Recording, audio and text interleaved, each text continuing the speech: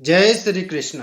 नमस्कार दोस्तों, स्वागत है आप सभी का हमारे चैनल भक्ति ज्ञान में। दोस्तों, आज मैं आपको एकादशी व्रत में सुनी जाने वाली 11 माता की 5 कहानी सुना रहा हूँ।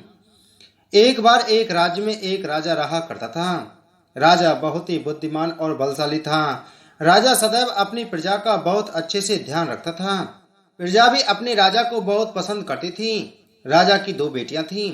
राजा अपनी दोनों बेटियों से बहुत प्रेम करता था। राजा की छोटी बेटी देखने में बहुत सुंदर और आकर्षण थी और राजा की बड़ी बेटी छोटी बेटी के मुकाबले थोड़ा कम सुंदर थी। राजा की छोटी बेटी 11 माता की पूजा किया करती थी और सभी लोग राजा की छोटी बेटी से बहुत प्रेम करते थे और बहुत प्रशंसा किया करते थे। राजा भी अपनी छोटी बेटी को बड़ी बेटी से अधिक प्रेम करता था, जिस कारण राजा की बड़ी बेटी को अपनी छोटी बहन से बहुत नफरत होने लगी थी। राजा की दोनों बेटियां जब बड़ी हो गईं, तब एक पड़ोस राज्य में रहने वाला राजकुमार राजा की बड़ी बेटी के लिए रिश्ता लेकर आया। लेकिन जैसे ही उस राजकुमार की नजर राजा की छोटी बेटी पर पड़ी, तो वह राजकुमार राजा की छोटी बेटी पर आकर्षण हो गया और उससे पहली नजर में प्रेम कर बैठा। उस राजकुमार ने राजा की बड़ी बेटी से विवाह करने के लिए मना कर दिया और उसने राजा को कहा कि मैं आपकी छोटी बेटी से विवाह करना चाहता हूँ। जिसके बाद राजा की बड़ी बेटी यह देखकर अपनी छोटी बहन से बहुत क्रोधित हो गई और राजा की बड़ी बेटी ने अपनी छोटी बहन को अपना सबसे बड़ा दुश्मन मान लिया। राजा की बड़ी बेटी ने अपनी छोटी बहन से बदला लेने का निर्णय लिया, जिसके लिए उसने अपनी छोटी बहन को जान से मारने का प्लान बनाया। राजा की बड़ी बेटी ने अपनी छोटी बहन को मारने के लिए सबसे पहले एक लड्डू में जहर मिलाकर अपनी छोटी बहन को दिया और उसको लड्डू खाने के लिए कहा। लेकिन लड्डू खाने के बाद भी छोटी बहन को कुछ नहीं हुआ, क्योंकि राजा की छोटी बेटी पर 11 माता की कृपा थी, इसलिए उसे कुछ नहीं हुआ। बड़ी बहन यह देखकर बहुत आश्चर्यचकित हो गई, लेकिन बड़ी बहन ने हार नहीं मानी और उसने जब रात में छोटी बहन अपने कमरे में सो रही थी, तब एक मटके में सांप रखकर उसके कमरे में छोड़ दिया। लेकिन सांप भी छोटी बहन का कुछ नहीं कर पाया। जिसके बाद बड़ी बहन ने अपनी छोटी बहन से कहा कि चलो हम लोग कुएं में से पानी भरकर लाते हैं। जिसके लिए वह अपनी छोटी बहन को पानी भरने के बहाने कुएं के पास ले गई और उसने अपनी छोटी बहन को कुएं में धक्का दे दिया। लेकिन छोटी बहन को तब भी कुछ नहीं हुआ, क्योंकि हर बार 11 माता उसकी रक्षा कर रही थी और उधर बड़ी बहन अपने सारे प्रयासों के बाद असफल हो रही थी, जिससे वह बहुत क्रोधित होती जा रही थी। फिर उसने अपनी छोटी बहन के पास जाकर उससे खुद ही पूछा कि मेरी छोटी बहन, तुमको पता है भगवान ने सबकी मृत्यु एक निश्चित समय पर लिखी हुई है और कैसे तुम्हारी मृत्यु होगी, क्या यह तुम जानती हो?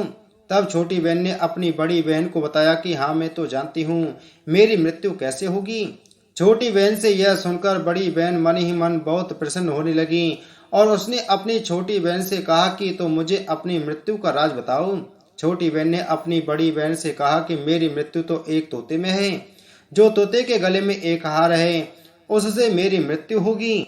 जब तक कोई भी व्यक्ति तोते को मारकर वह हार अपने गले में पहनेगा तो मैं मूर्छित हो जाऊंगी और जैसे ही उस हार को अपने गले से उतारेगा तो मैं वापस से जीवित हो जाऊंगी। अपनी छोटी बहन की मृत्यु का राज जानकर बड़ी बहन बहुत ही खुश हो गई और उसने अपनी छोटी बहन को मारने के लिए उसके पालतू तोते को ढूंढना शुरू कर दिया।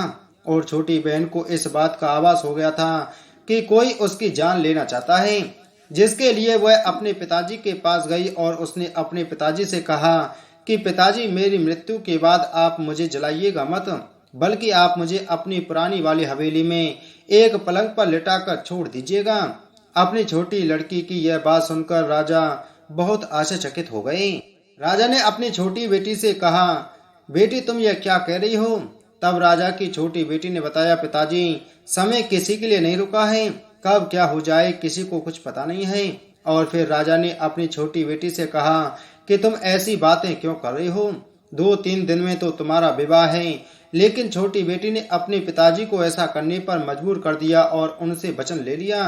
राजा ने भी अपनी छोटी बेटी की बात स्वीकार कर ली और 2-3 दिनों के बाद जब शादी का समय आया, तब राजकुमार बारात लेकर राजा के दरवाजे पर आया और राजकुमार और राजा की छोटी बेटी का विवाह शुरू हो गया।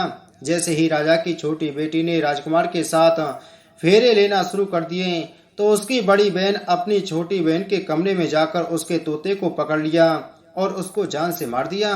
तोते के गले में जो हार था उसको अपने गले में धारण कर लिया। जैसे ही बड़ी बहन ने उस हार को धारण किया तो उधर छोटी बहन 3.5 फेरे ले पाई थी। फिर वह वहीं पर बेहोश होकर गिर पड़ी। जिसके बाद राजा ने बड़े बड़े वैद्यों को बुलवाया और अपनी छोटी बेटी का इलाज करने के लिए कहा। राजा की बात सुनकर वैद्य ने छोटी बेटी को जब चेक किया तो राजा को बताया कि आपकी छोटी बेटी ना तो जीवित है और ना ही मरी हुई है। यह मैं ऐसा पहली बार देख रहा हूँ।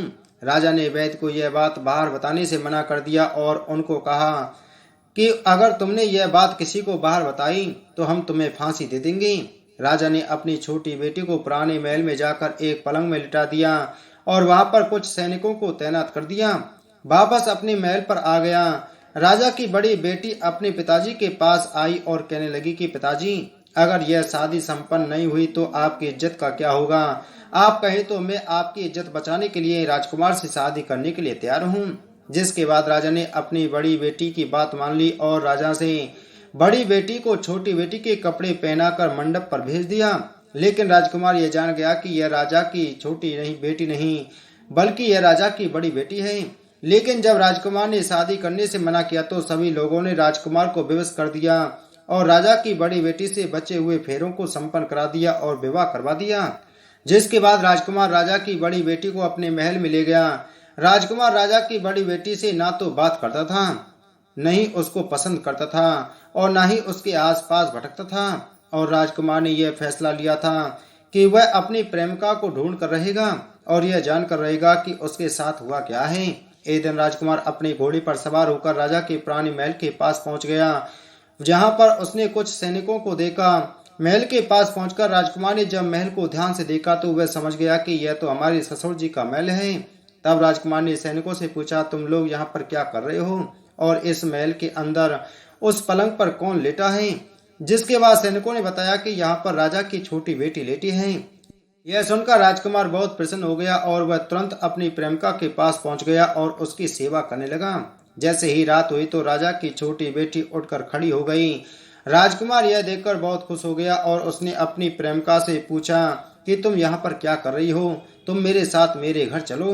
राजा की छोटी बेटी ने राजकुमार को सारी बातें बता दी कि मेरी जान एक तोते में बसी थी और मैंने यह बात सिर्फ अपनी बड़ी बहन को बताई थी और मुझे पता है कि उसने ही मुझे मारने का प्रयास किया है। उसके पास एक हार है जिसको वह सुबह पहन लेती है और रात को उतार देती है। जब तक वह हार को पहने रहती है तब तक मैं मूर्छित रहती हूँ और जैसे ही वह हार को उतार देती है तो मैं जीवित हो जाती हूँ। और जब तक मेरी बड़ी बहन के पास वह हार है तब तक मैं ऐसे ही जीवित और मूर्छित होती रहूंगी। अगर मेरी बड़ी बहन के पास जो हार है वह मेरे हाथ लग जाए तो हमेशा के लिए मैं जीवित हो जाऊंगी।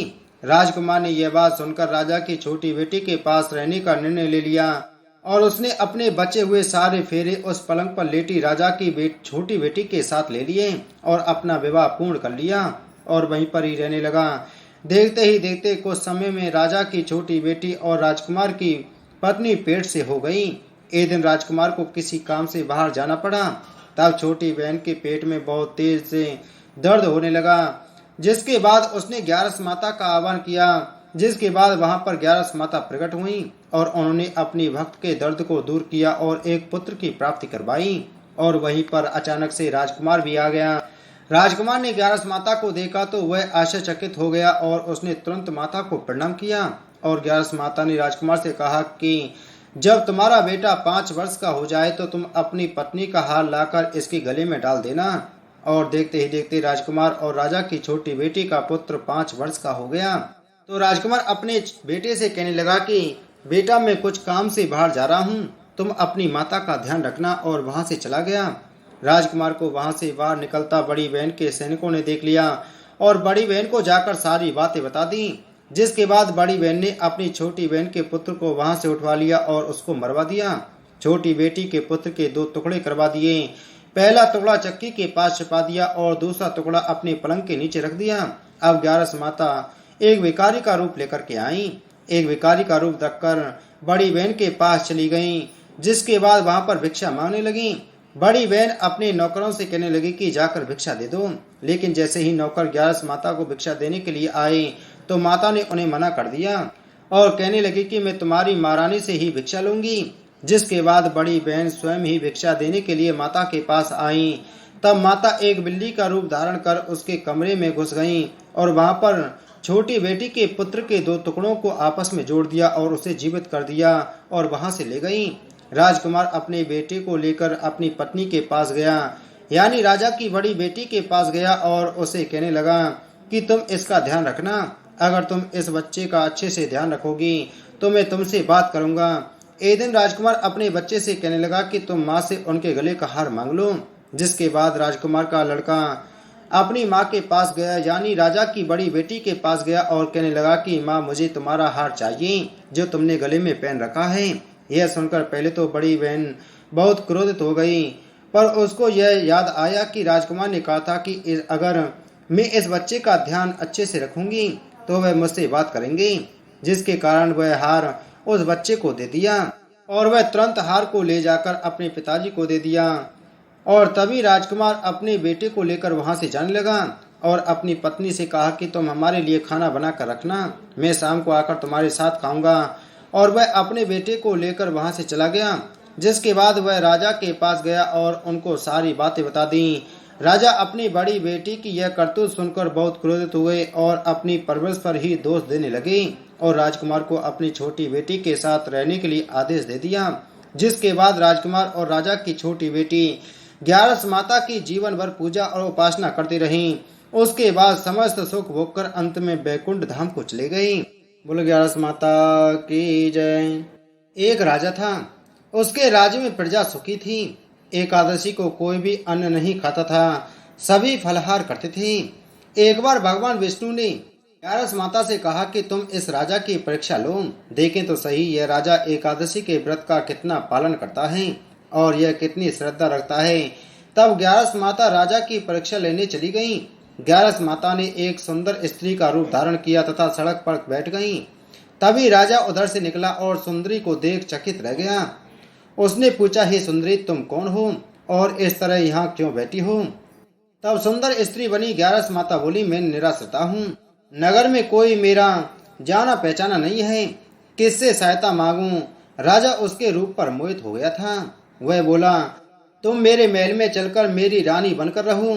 सुंदरी बोली, मैं तुम्हारी बात मानूंगी, पर तुम्हें राज्य का अधिकार मुझे सौंपना होगा। राज्य पर मेरा पूर्ण अधिकार होगा, मैं जो भी बनाऊंगी तुम्हें खाना होगा। राजा उसके रूप पर मोहित था, अतः उसने उसकी सभी शर्तें स्वीकार कर लीं।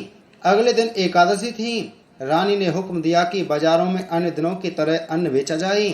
उसके घर में मांस मछली आदि पकवाए तथा परोसकर राजा से खाने के लिए कहा। यह देखकर राजा बोला, रानी, आज एकादशी है, मैं तो केवल फलाहार ही करूंगा। तब रानी ने शर्त की याद दिलाई और बोली, या तो खाना खाओ, नहीं तो मैं तुम्हारे बड़े राजकुमार का सिर काट लूंगी। राजा ने अपनी स्थिति बड़ी रानी से कही तो बड़ी रानी बोली, महाराज, धर्म न छोड़ें, बड़े राजकुमार का सिर दे दें, पुत्र तो फिर मिल जाएगा पर धर्म नहीं मिलेगा। इसी दौरान बड़ा राजकुमार खेलकर आ गया। माँ की आंखों में आंसू देखकर वह रोने का कारण पूछने लगा तो माँ ने उसे सारी वस्तु स्थिति बता दी। तब वह बोला, मैं सिर देने के लिए तैयार हूँ, पिताजी के धर्म की रक्षा होगी, जरूर होगी। राजा दुखी मन से राजकुमार का सिर देने को तैयार हुआ तो रानी के रूप में से ग्यारस माता और भगवान विष्णु ने प्रकट होकर असली बात बताई। राजन, तुम इस कठिन परीक्षा में पास हुए। भगवान ने प्रसन्न मन से राजा से वर मांगने के लिए कहा तो राजा बोला, आपका दिया हुआ सब कुछ है, हमारा उद्धार करें। उसी समय वहां पर एक विमान उतरा। राजा ने अपना राज्य पुत्र को सौंप दिया और विमान में बैठकर परम धाम को चला गया। बोलो एकादशी माता की जय। बोलो विष्णु भगवान की जय। एक लड़का सूट बूट पहनकर अपनी ससुराल पत्नी को लेने जा रहा था। रास्ते में एक गाय कीचड़ में फंसी हुई थी। वह लड़के से कहने लगी कि बेटा, मैं कीचड़ में फंसी हूँ, मुझे हाथ देकर बाहर निकाल दो। वह कहने लगा कि नहीं नहीं, यदि मैं कीचड़ में हाथ डालूंगा तो मेरे कपड़े गंदे हो जाएंगे, मुझे तो अपनी पत्नी को लेने ससुराल जाना है। वह गाय क्रोधित होकर श्राप देती है, अच्छा तुम ससुराल में जाओ, तुम वहां पर नहाओगे तो आधा गधा और खाना खाओगे तो पूरा गधा बनोगे। वह ससुराल पहुंच जाता है और उसके साले कहते हैं कि जीजाजी आप नहा धोकर खाना खा लो। तब वह कहता है कि मैं नहीं नहाऊंगा। तब वह कहते हैं कि ठीक है आप खाना खा लो। तब वह खाने से भी इनकार कर देता है। सब परेशान हो जाते हैं, जीजा ऐसा क्यों कर रहे हैं, ना तो नहा रहे हैं ना ही खा रहे हैं। तब उसकी पत्नी कहती है कि आप क्यों नहीं नहाते या खाते हो। तब वह लड़का गाय की बात अपनी पत्नी से बताता है और कहता है कि मुझे गाय ने श्राप दिया है कि नहाऊंगा तो आधा गधा व खाऊंगा तो पूरा गधा बन जाऊंगा। तब पत्नी कहती है कि कोई बात नहीं, आप नहा लीजिए व कुछ खा लीजिए, मैं वचन देती हूँ कि मैं आपका साथ दूंगी। तब वह लड़का अपनी पत्नी की बात सुनकर नहाने के लिए तैयार हो जाता है और खाने बैठता है तो पूरा गधा बन जाता है। सब उसको गधा समझकर भगाने लगते हैं। तो पत्नी उनसे कहती है कि इसे मत मारो, ये मेरे पति हैं, इसे गाय का श्राप लग गया था इसलिए ये गधे बन गए हैं, आप मुझे इनके साथ ही विदा कीजिए। फिर उसे उस गधे के साथ विदा कर दिया जाता है। वह गधे को लेकर एक जगह पर झाड़ के नीचे डेरा डालती है। दिन भर मेहनत मजदूरी करती है और 12 आना गधे पर खर्च करती है और 4 आने खुद पर खर्च करती है और बोझ गधे पर न डालकर खुद ढोती है। इस प्रकार वह रोज करती है। पुरानी महलों की खिड़की में से रोज यह नजारा देखती हैं कि ऐसा इसे कौन सा दुख है, यह ऐसा क्यों करती है। एक दिन वह दासी को बेचकर उसे अपने महल में बुलाती है और पूछती है कि तुम ऐसा क्यों करती हो। तब वह कहती है कि तुम पहले वचन भरो कि तुम मेरी मदद करोगी तो मैं तुम्हें अपना दुख बताऊंगी। रानी वचन भरती है कि बहन मैं वचन भरती हूँ। तब वह सारी बात बताती है और कहती है कि इस प्रकार मेरे पति श्राप की वजह से गधा बन गई। तब रानी पूछती है कि इसका क्या उपाय है। तब वह बताती है कि यदि किसी ने 24 एकादशी करी होंगी, वह संकल्प करके इसे 24 एकादशी दे दे तो मेरे पति पहले की तरह ठीक हो जाएंगे। तब राज्य में ऐलान किया जाता है कि 24 एकादशी जिसने भी की हो वह राज दरबार में आए। तब एक बुढ़िया को लाया जाता है। जैसे बुढ़िया संकल्प करके एकादशी देती हुई नहाती है, उसके नहाने का पानी उस गधे पर गिरता है, वैसे वैसे वह गधा लड़के के रूप में आता है। बुढ़िया लालच करके एक एकादशी रख लेती है तो उसका एक कान गधे का रह जाता है। सब कहते हैं कि यह क्या हुआ। तब बुढ़िया कहती है कि मैं भूखी प्यासी मरी, सो मेरे पास एक एकादशी तो रहने दो। तब सब कहते हैं कि नहीं, तुमने संकल्प किया है तो सारी एकादशी इस लड़के को दे दो, वरना यह पूरी तरह लड़का नहीं बन पाएगा। अब वह बुढ़िया सारी एकादशी उस लड़के को दे देती है और वह गधा पूरी तरह लड़का बन जाता है। राजा सारे राज्य में ऐलान करते हैं कि जिनसे बन पड़े एकादशी करो, एकादशी जैसा दूसरा कोई व्रत नहीं। बोले काशी माता की जय। एक बार अयोध्या में बड़ा अकाल पड़ा तथा अन्न उत्पन्न न होने के कारण प्रजा अत्यंत व्याकुल हुई। तब सभी प्रजाजन एकत्रित होकर राजा के समीप पहुंचे और हाथ जोड़कर इस प्रकार प्रार्थना करने लगे, हे पृथ्वीपति, ऐसा कौन सा पाप हुआ जिसके कारण यह अकाल पड़ा है और हम लोगों को भारी कष्ट भोगना पड़ रहा है। हे महाराज, हम लोग भूख से मरे जा रहे हैं, अस्तु आपके शरणागत हैं, आप हमारी रक्षा कीजिए और कोई ऐसा श्रेष्ठ उपाय बताइए जिससे सब लोगों का कष्ट दूर हो। प्रजाजनों के मुख से यह वचन सुनकर राजा मानधाता ने अत्यंत लज्जित हो ब्राह्मण को बुलाया और उनका सम्मान करते हुए हाथ जोड़कर पूछा, हे महानुभावों, आप मुझे यह बताने की कृपा करें कि मेरे देश में वर्षा क्यों नहीं हो रही है। इसके साथ ही आप कोई ऐसा उपाय भी बतलावें जिसके करने से वर्षा होकर सब लोगों को आनंद प्राप्त हो। राजा की प्रार्थना सुनकर सब ब्राह्मणों ने विचार कर उत्तर दिया, हे राजन, वर्षा न होने का कोई कारण हमें ज्ञात नहीं होता, परंतु वर्षा होने के लिए हम तुम्हें उपाय बताते हैं। इतना कहकर ब्राह्मणों ने वर्षा होने के अनेक उपाय बताए, परंतु उन्हें करने पर भी किसी प्रकार वर्षा नहीं हुई। यह देखकर राजा अत्यंत निराश तथा चिंतित हो राजधानी त्याग वन को चल दिए। वहां लोमस नामक एक तपस्वी रहते थे। वे तपस्वी बड़े आत्मदर्शी, ज्ञानी तथा शिवजी के भक्त थे। राजा ने उन्हें सिद्ध जानकर बहुत प्रकार से स्तुति प्रशंसा की। फिर हाथ जोड़कर इस प्रकार कहा, हे सर्वज्ञ प्रभु, अयोध्या में वर्षा न होने के कारण संपूर्ण प्रजा अत्यंत दुखी है। अब मैं व्याकुल होकर अपनी राजधानी त्याग यहाँ वन में चला आया हूँ। सौभाग्य से मुझे आपके श्री चरणों के दर्शन प्राप्त हुए हैं। आप कृपा करके कोई ऐसी युक्ति बतलाइए जिससे वर्षा हो। राजा की प्रार्थना सुनकर लोमस ऋषि ने उत्तर दिया, हे राजन, भगवान सदाशिव की कृपा से मैं तुम्हें वर्षा होने का एक सरल उपाय बताता हूँ। तुम्हें उचित है कि तुम अपनी संपूर्ण प्रजा सहित एकादशी का व्रत धारण करो तथा भगवान सदाशिव का पूजन करो और विष्णु भगवान की पूजा करो। इस व्रत में भगवान शिव और भगवान विष्णु की पूजा करने के पश्चात ही भोजन करना चाहिए।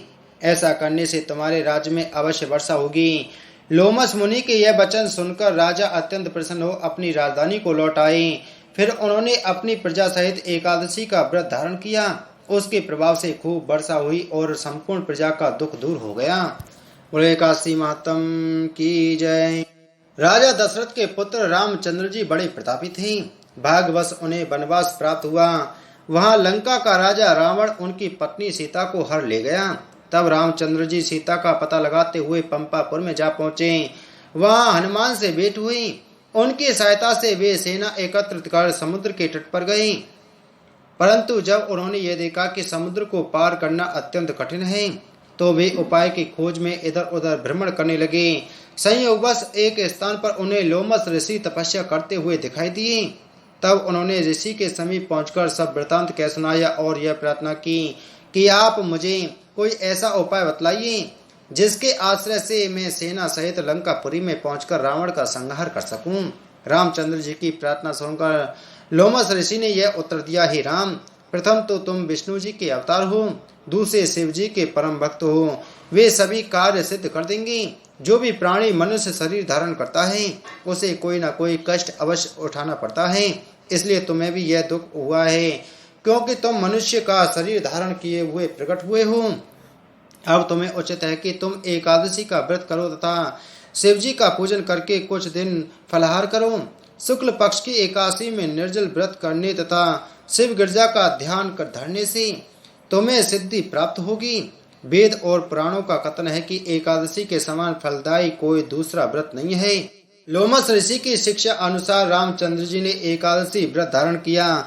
उस व्रत के प्रभाव से उन्होंने समुद्र पर सेतु बांधा तथा शिवलिंग की स्थापना कर शिव जी को प्रसन्न किया। तदुपरांत वे अपनी सेना सहित लंका में जा पहुंचे। फिर उन्होंने रावण को वंश सहित मार डाला। एकादशी का व्रत ऐसा ही फल देने वाला है। यह व्रत विष्णु जी तथा शिव जी दोनों का कहा गया है। इस व्रत को करने से शिव जी तथा विष्णु जी दोनों ही प्रसन्न होते हैं। इस व्रत का महात्म सुनने से भी दोनों लोकों में आनंद की प्राप्ति होती है। बोलो एकादशी महात्म की जय। बोलो 11 माता की जय। बोलो विष्णु भगवान की जय। जय श्री कृष्ण। नमस्कार दोस्तों, स्वागत है आप सभी का हमारे चैनल भक्ति ज्ञान में। दोस्तों आज मैं आपको एकादशी व्रत में सुनी जाने वाली 11 माता की 5 कहानी सुना रहा हूँ। एक बार एक राज्य में एक राजा रहा करता था। राजा बहुत ही बुद्धिमान और बलशाली था। राजा सदैव अपनी प्रजा का बहुत अच्छे से ध्यान रखता था। प्रजा भी अपने राजा को बहुत पसंद करती थी। राजा की 2 बेटियां थीं। राजा अपनी दोनों बेटियों से बहुत प्रेम करता था। राजा की छोटी बेटी देखने में बहुत सुंदर और आकर्षण थी और राजा की बड़ी बेटी छोटी बेटी के मुकाबले थोड़ा कम सुंदर थी।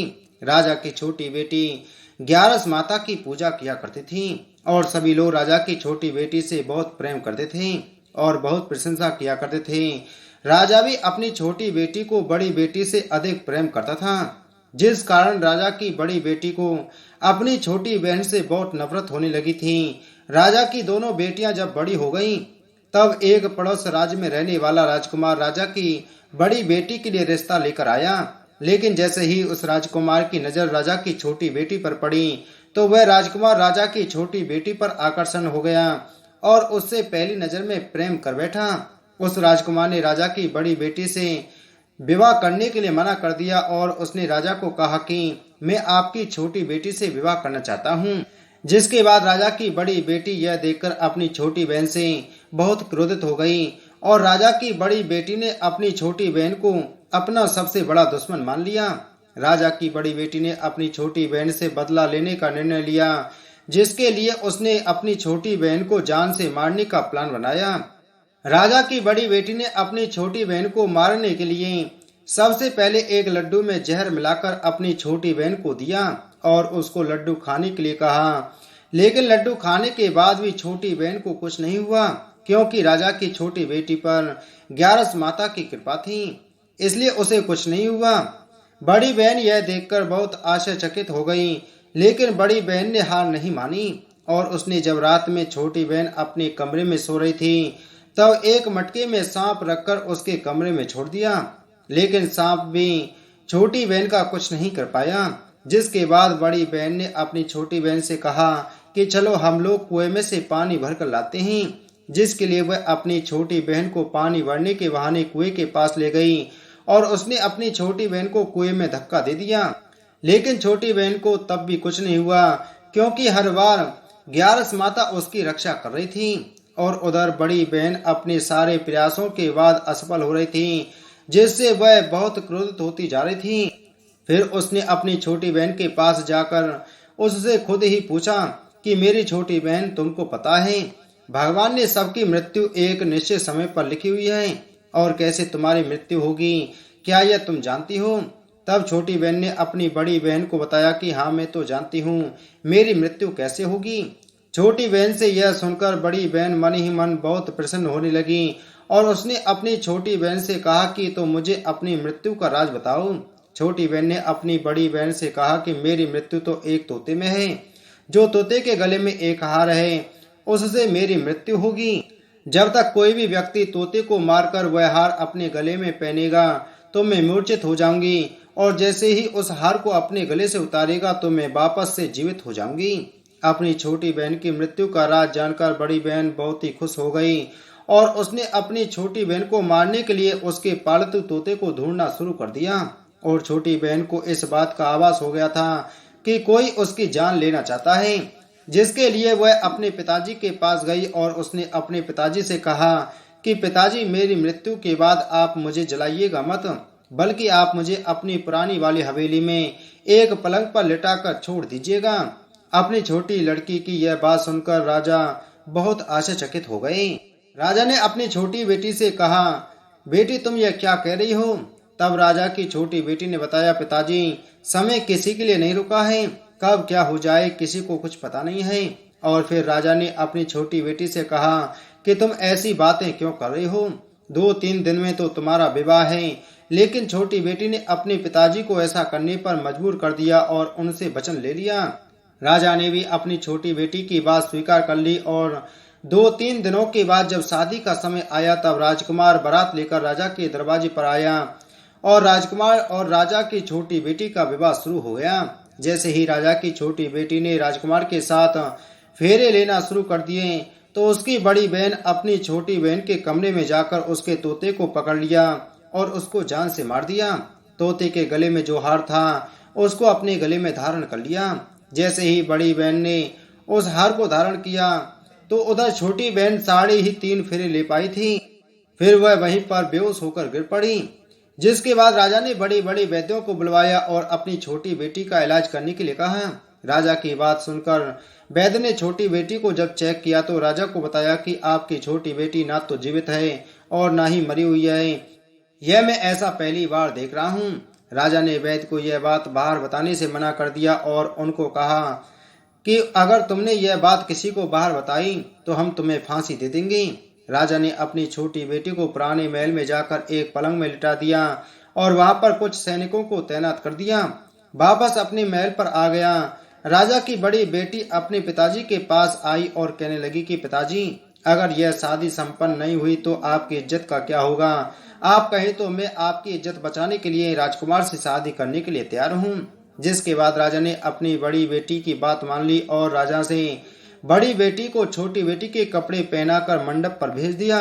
लेकिन राजकुमार यह जान गया कि यह राजा की छोटी नहीं बेटी नहीं बल्कि यह राजा की बड़ी बेटी है। लेकिन जब राजकुमार ने शादी करने से मना किया तो सभी लोगों ने राजकुमार को विवश कर दिया और राजा की बड़ी बेटी से बचे हुए फेरों को संपन्न करा दिया और विवाह करवा दिया।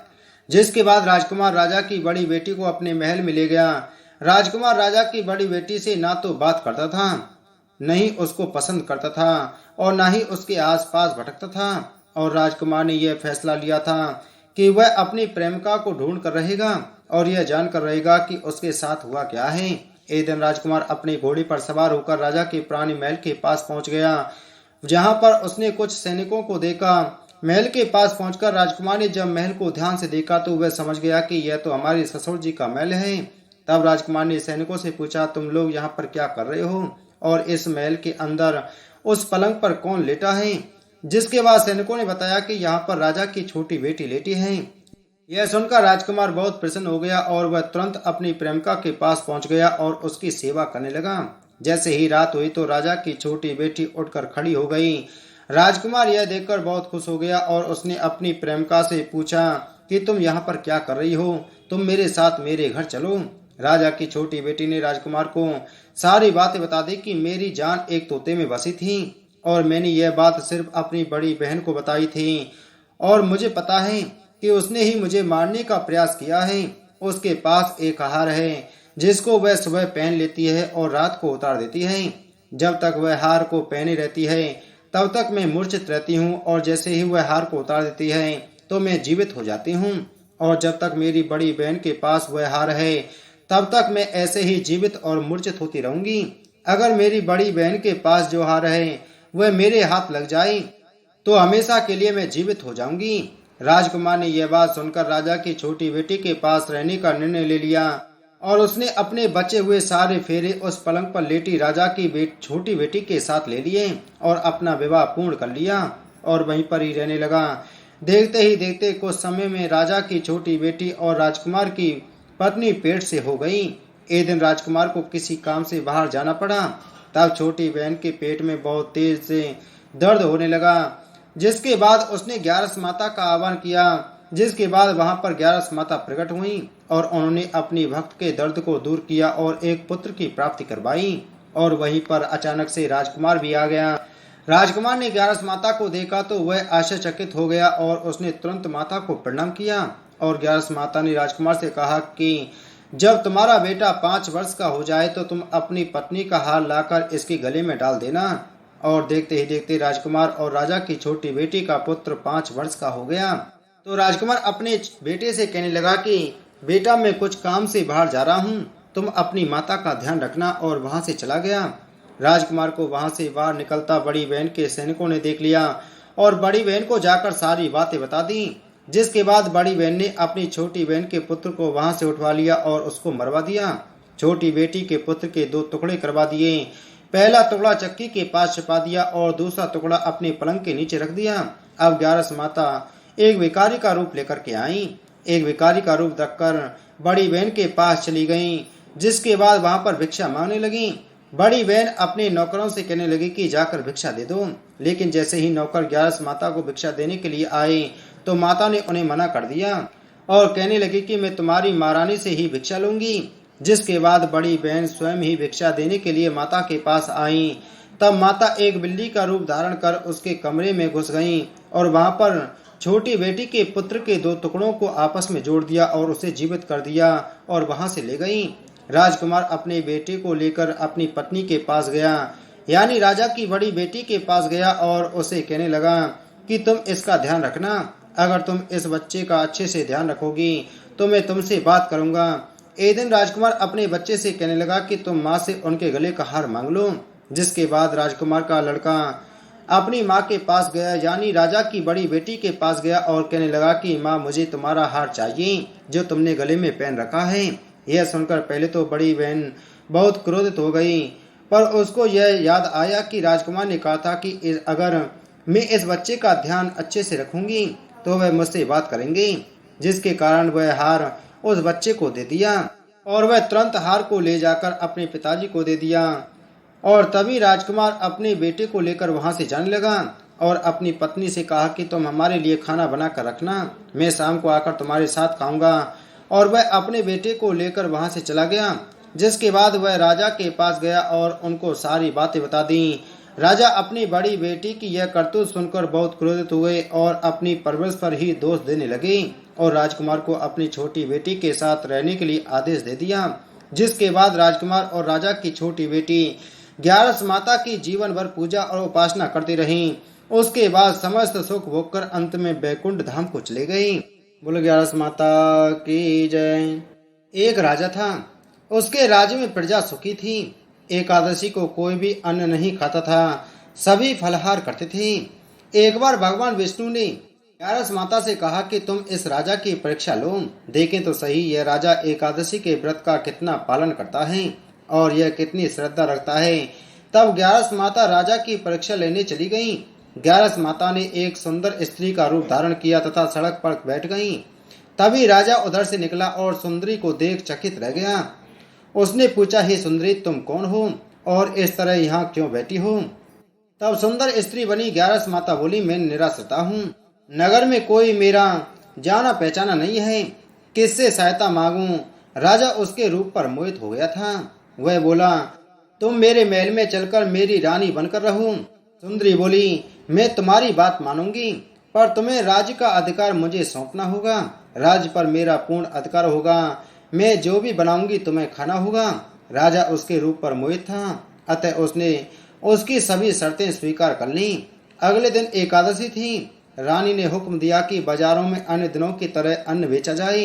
उसके घर में मांस मछली आदि पकवाए तथा परोसकर राजा से खाने के लिए कहा। यह देखकर राजा बोला, रानी, आज एकादशी है, मैं तो केवल फलाहार ही करूंगा। तब रानी ने शर्त की याद दिलाई और बोली, या तो खाना खाओ, नहीं तो मैं तुम्हारे बड़े राजकुमार का सिर काट लूंगी। राजा ने अपनी स्थिति बड़ी रानी से कही तो बड़ी रानी बोली, महाराज, धर्म न छोड़ें, बड़े राजकुमार का सिर दे दें। पुत्र तो फिर मिल जाएगा पर धर्म नहीं मिलेगा। इसी दौरान बड़ा राजकुमार खेलकर आ गया। माँ की आंखों में आंसू देखकर वह रोने का कारण पूछने लगा तो माँ ने उसे सारी वस्तु स्थिति बता दी। तब वह बोला, मैं सिर देने के लिए तैयार हूँ, पिताजी के धर्म की रक्षा होगी, जरूर होगी। राजा दुखी मन से राजकुमार का सिर देने को तैयार हुआ तो रानी के रूप में से ग्यारस माता और भगवान विष्णु ने प्रकट होकर असली बात बताई। राजन, तुम इस कठिन परीक्षा में पास हुए। भगवान ने प्रसन्न मन से राजा से वर मांगने के लिए कहा तो राजा बोला, आपका दिया हुआ सब कुछ है, हमारा उद्धार करें। उसी समय वहां पर एक विमान उतरा। राजा ने अपना राज्य पुत्र को सौंप दिया और विमान में बैठकर परम धाम को चला गया। बोलो काशी माता की जय, बोलो विष्णु भगवान की जय। एक लड़का सूट बूट पहनकर अपनी ससुराल पत्नी को लेने जा रहा था। रास्ते में एक गाय कीचड़ में फंसी हुई थी। वह लड़के से कहने लगी कि बेटा, मैं कीचड़ में फंसी हूँ, मुझे हाथ देकर बाहर निकाल दो। वह कहने लगा कि नहीं नहीं, यदि मैं कीचड़ में हाथ डालूंगा तो मेरे कपड़े गंदे हो जाएंगे, मुझे तो अपनी पत्नी को लेने ससुराल जाना है। वह गाय क्रोधित होकर श्राप देती है, अच्छा तुम ससुराल में जाओ, तुम वहां पर नहाओगे तो आधा गधा और खाना खाओगे तो पूरा गधा बनोगे। वह ससुराल पहुंच जाता है और उसके साले कहते हैं कि जीजाजी आप नहा धोकर खाना खा लो। तब वह कहता है कि मैं नहीं नहाऊंगा। तब वह कहते हैं कि ठीक है, आप खाना खा लो। तब वह खाने से भी इनकार कर देता है। सब परेशान हो जाते हैं, जीजा ऐसा क्यों कर रहे हैं, ना तो नहा रहे हैं ना ही खा रहे हैं। तब उसकी पत्नी कहती है कि आप क्यों नहीं नहाते या खाते हो। तब वह लड़का गाय की बात अपनी पत्नी से बताता है और कहता है कि मुझे गाय ने श्राप दिया है कि नहाऊंगा तो आधा गधा व खाऊंगा तो पूरा गधा बन जाऊंगा। तब पत्नी कहती है कि कोई बात नहीं, आप नहा लीजिए व कुछ खा लीजिए, मैं वचन देती हूँ कि मैं आपका साथ दूंगी।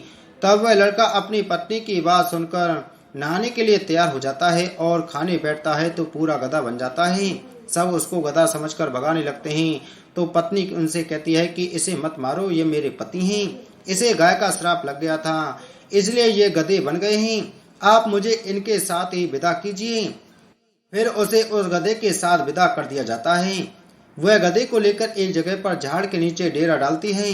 दिन भर मेहनत मजदूरी करती है और 12 आना गधे पर खर्च करती है और 4 आने खुद पर खर्च करती है और बोझ गधे पर न डालकर खुद ढोती है। इस प्रकार वह रोज करती है। पुरानी महलों की खिड़की में से रोज यह नजारा देखती हैं कि ऐसा इसे कौन सा दुख है, यह ऐसा क्यों करती है। एक दिन वह दासी को बेचकर उसे अपने महल में बुलाती है और पूछती है कि तुम ऐसा क्यों करती हो। तब वह कहती है कि तुम पहले वचन भरो कि तुम मेरी मदद करोगी तो मैं तुम्हें अपना दुख बताऊंगी। रानी वचन भरती है कि बहन मैं वचन भरती हूँ। तब वह सारी बात बताती है और कहती है कि इस प्रकार मेरे पति श्राप की वजह से गधा बन गई। तब रानी पूछती है कि इसका क्या उपाय है। तब वह बताती है कि यदि किसी ने 24 एकादशी करी होंगी, वह संकल्प करके इसे 24 एकादशी दे दे तो मेरे पति पहले की तरह ठीक हो जाएंगे। तब राज्य में ऐलान किया जाता है कि 24 एकादशी जिसने भी की हो वह राज दरबार में आए। तब एक बुढ़िया को लाया जाता है। जैसे बुढ़िया संकल्प करके एकादशी देती हुई नहाती है, उसके नहाने का पानी उस गधे पर गिरता है, वैसे वैसे वह गधा लड़के के रूप में आता है। बुढ़िया लालच करके एक एकादशी रख लेती है तो उसका एक कान गधे का रह जाता है। सब कहते हैं कि यह क्या हुआ। तब बुढ़िया कहती है कि मैं भूखी प्यासी मरी, सो मेरे पास एक एकादशी तो रहने दो। तब सब कहते हैं कि नहीं, तुमने संकल्प किया है तो सारी एकादशी इस लड़के को दे दो, वरना यह पूरी तरह लड़का नहीं बन पाएगा। अब वह बुढ़िया सारी एकादशी उस लड़के को दे देती है और वह गधा पूरी तरह लड़का बन जाता है। राजा सारे राज्य में ऐलान करते हैं कि जिनसे बन पड़े एकादशी करो, एकादशी जैसा दूसरा कोई व्रत नहीं। बोले काशी माता की जय। एक बार अयोध्या में बड़ा अकाल पड़ा तथा अन्न उत्पन्न न होने के कारण प्रजा अत्यंत व्याकुल हुई। तब सभी प्रजाजन एकत्रित होकर राजा के समीप पहुंचे और हाथ जोड़कर इस प्रकार प्रार्थना करने लगे, हे पृथ्वीपति, ऐसा कौन सा पाप हुआ जिसके कारण यह अकाल पड़ा है और हम लोगों को भारी कष्ट भोगना पड़ रहा है। हे महाराज, हम लोग भूख से मरे जा रहे हैं, अस्तु आपके शरणागत हैं, आप हमारी रक्षा कीजिए और कोई ऐसा श्रेष्ठ उपाय बताइए जिससे सब लोगों का कष्ट दूर हो। प्रजाजनों के मुख से यह वचन सुनकर राजा मानधाता ने अत्यंत लज्जित हो ब्राह्मण को बुलाया और उनका सम्मान करते हुए हाथ जोड़कर पूछा, हे महानुभावों, आप मुझे यह बताने की कृपा करें कि मेरे देश में वर्षा क्यों नहीं हो रही है। इसके साथ ही आप कोई ऐसा उपाय भी बतलावें जिसके करने से वर्षा होकर सब लोगों को आनंद प्राप्त हो। राजा की प्रार्थना सुनकर सब ब्राह्मणों ने विचार कर उत्तर दिया, हे राजन, वर्षा न होने का कोई कारण हमें ज्ञात नहीं होता, परंतु वर्षा होने के लिए हम तुम्हें उपाय बताते हैं।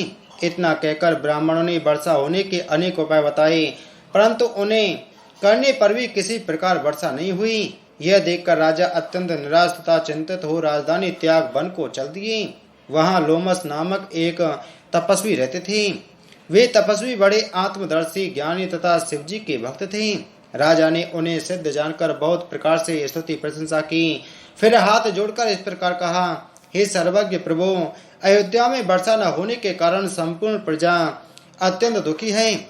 अब मैं व्याकुल होकर अपनी राजधानी त्याग यहाँ वन में चला आया हूँ। सौभाग्य से मुझे आपके श्री चरणों के दर्शन प्राप्त हुए हैं। आप कृपा करके कोई ऐसी युक्ति बतलाइए जिससे वर्षा हो।